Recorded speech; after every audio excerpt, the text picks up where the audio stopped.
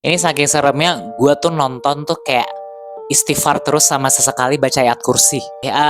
Gue abis nonton Developers Prada 2 itu kayak salah gitu ya nonton film horor. Jadi gue tuh nonton film Salmokji ya. Ini film horor Korea terbaru yang katanya itu waktu itu perilisan di Korea tuh dapat belasan juta penonton.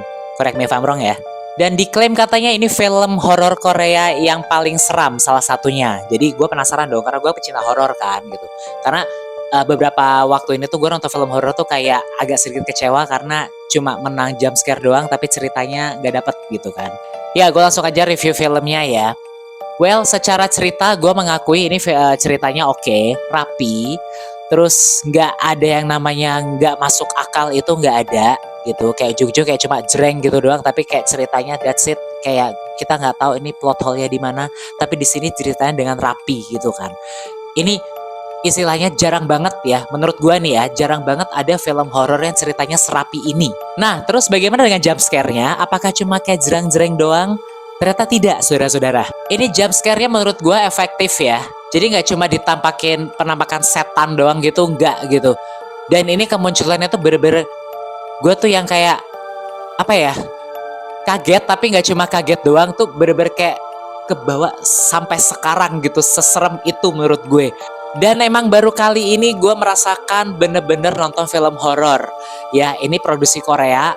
Gue terakhir waktu itu merasakan atmosfer nonton film horor itu ketika gue nonton Pengabdi Setannya Joko Anwar. Itu gue sampai sekarang pun masih kepikiran. Dan beberapa kali gue nonton film horor Korea masih yang the best kemarin Exhuma ya. Itu ya menurut gue itu horor yang efektif, nggak cuma kayak jump scare doang. Tapi di sini jump scare-nya tuh di film Salmokji ini jump scare-nya menurut gue juga edan dan kita dibuat kayak ketagihan untuk berteriak dan apa ya? Menurut gue ini salah satu film horor yang lu harus nonton di bioskop sih, mumpung masih tayang nih.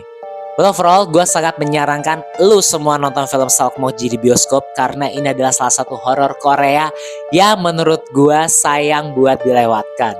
Dari atmosfer horornya juga seru, bagus, dan creepy gitu kan. Ceritanya juga rapi, acting pemainnya juga bagus. Pokoknya komplit lah di sini dan jump scare-nya juga gak asal kaget gitu tapi efektif. Ya, one of the best horror movie so far sih di tahun 2026 ini. Gue gak capek buat ngingetin buat jangan pernah merekam ataupun foto adegan di dalam bioskop, oke? Karena itu melanggar hukum. Happy watching!